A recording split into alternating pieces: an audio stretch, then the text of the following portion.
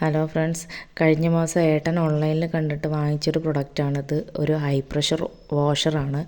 അപ്പോൾ ഇത് വരുന്നതിൻ്റെ 2 ദിവസം മുന്നെയാണ് ഏട്ടൻ ആക്സിഡൻ്റ് ആയത്. അപ്പോൾ പ്രൊഡക്റ്റ് വാങ്ങി വെച്ചിട്ടൊന്ന് വർക്ക് ചെയ്ത് നോക്കിയിട്ടുണ്ടായിരുന്നില്ല. അപ്പോൾ ജസ്റ്റ് ആളൊന്ന് പുറത്തിറങ്ങാനായപ്പോഴേക്കും ആളതൊക്കെ എടുത്ത് കണക്ട് ചെയ്തൊന്ന് ടെസ്റ്റ് ചെയ്ത് നോക്കുന്നുണ്ട്.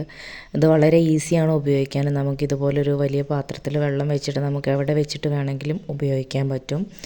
1800 വോൾട്ടാണ് വരുന്നത് മോട്ടർ.